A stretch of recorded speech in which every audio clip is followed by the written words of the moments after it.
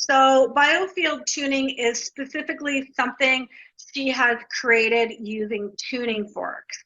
Okay. So, and she has mapped out our body as well as our biofield, right? Which would be the magnetic field that's surrounding us, but she's called it the biofield. So she's actually made a map of that, of what is held in our field, right? Okay.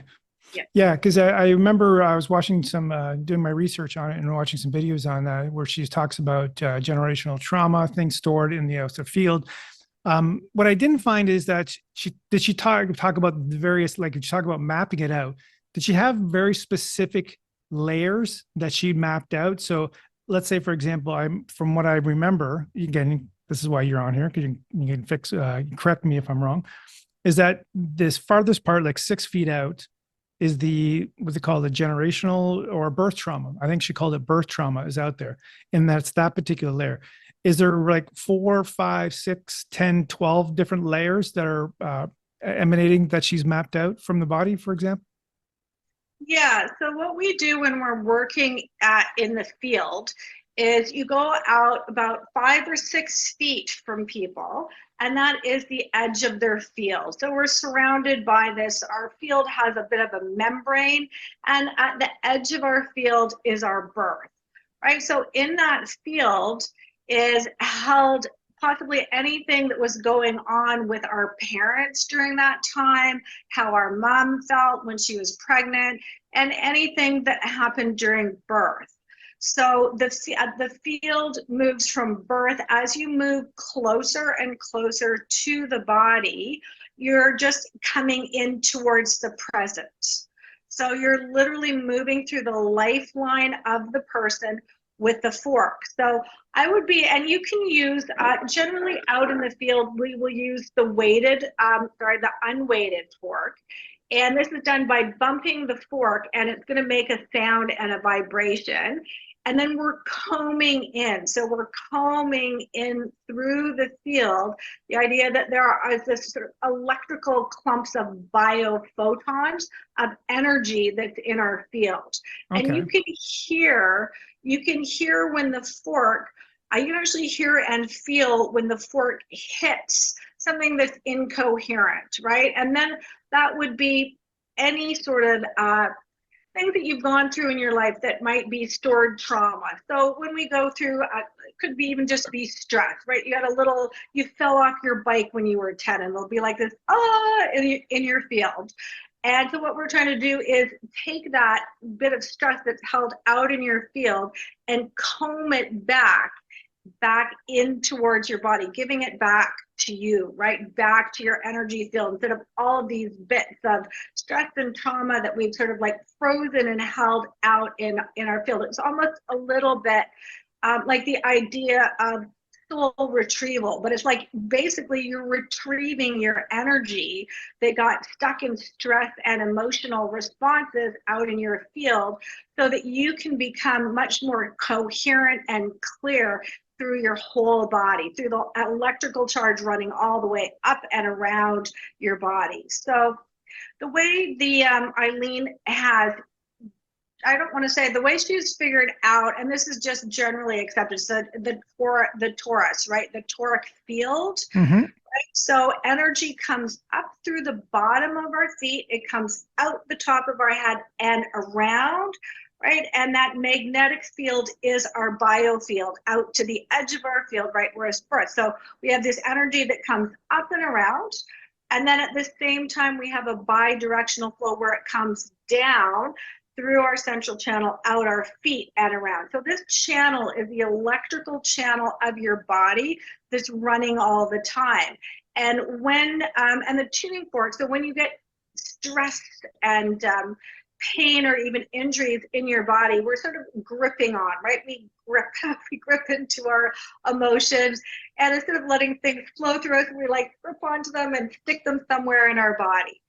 So what the forks are doing is they're sending this electricity, they're trying to free it up and start to move this electrical flow of energy so that this bi-directional flow starts to move again in the way that it's meant to. So in a way, it's similar. Again, it's similar in the idea, the concept of acupuncture, where we have the meridians. We're trying to get the energy flowing, the chi flowing through, but we're trying to get the electromagnetic field to move in a harmonious pattern. Is that basically the idea? Yeah, that is basically the idea, but it is also really based on moving the energy through your body, right? So you can, as we're sending the energy up, with the idea of the central channel or the chakras, the energy comes up through the bottom of the feet, up through your legs. You can think of sort of filling yourself with this spiraling white energy from the earth.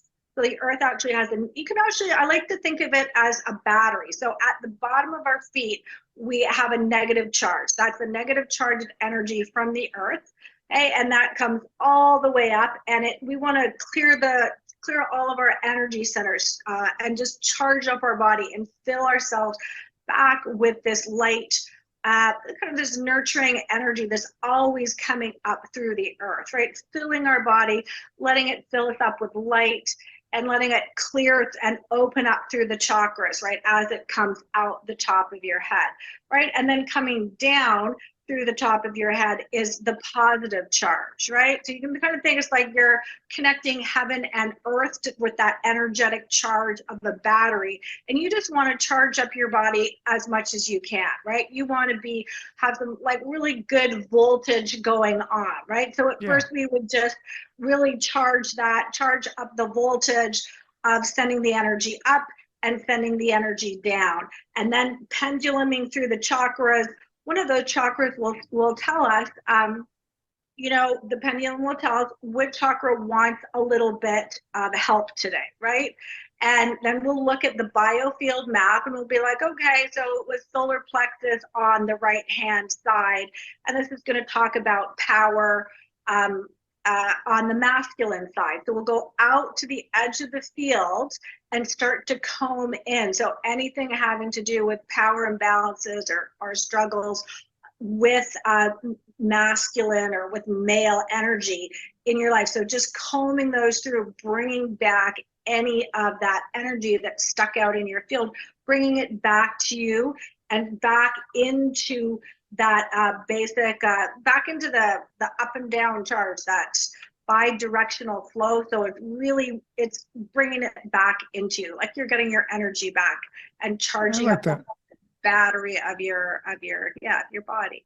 I really like that. That sounds so fascinating. So basically, you divide the body into hemispheres, left side, right side, too, as well. So you go into male, female energies, right? So if there Yes. was, like you were saying, there were some traumatic incidents or something that stuck from the third center, that is again male side, right? So if it's on the right hand side, it's the male side, and you're combing that in. So you're bringing any trauma again. Maybe it could be from the father figure, or brother or something like that. That's that male energy. It could be anybody, that, and you're Yes. bringing in.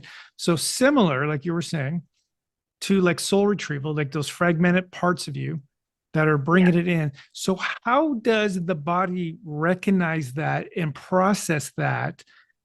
Is it can there be like a really dramatic release of emotion as that? Are when you're combing that in and you're reclaiming that energy, bringing it back into the body, that there is a deep release of emotion that you may find with some of your clients? Um, yes, some people can have that, but really the biofield tuning is very gentle. Like it is very gentle. So what I would be doing out in the field with the fork, I can also use these, right? And in this one, I'm not hearing the fork so much, but I'm feeling the vibration and when I run into a bit of stuck energy, I'm not really focusing on what the story is. Again, I might say, okay, we're on your right side. This is around 15, and I'm feeling in the fork anger. Like there's a lot of anger in the fork. So we don't need to go into the story, but what we're going to do is start to just bring that. We're going to let the fork bring that anger back into coherence. Like we're Okay. trying to I think of it as kind of like our anger or our emotion gets tangled in these balls, right, that are held out in our field. And the vibration of the fork is kind of smoothing smoothing it out and untangling it, right? So Okay. I would say, just like a massage, right? If you have like a really big ball of like tightness in here, you go one time, it's still probably going to be there, but we're just slowly taking the emotional charge that's stuck in our field and smoothing it out. So those places that we have of emotional charge from events that we've been through in our life slowly starts to soften and leave, right? So definitely So you're not as reactive you're to any decision, not you're as, not as yeah, reactive. yes, Wow, I like yeah, that. yeah. So it really starts to lessen the reactivity. And you will also have, generally what I find with biofield tuning is sometimes it can be right away, but more often it can be the next day when you're thinking back on your tuning. And that's when you can have a bit of an emotional release, or you can be like, oh my gosh, that's what that was. And you start to connect the bits.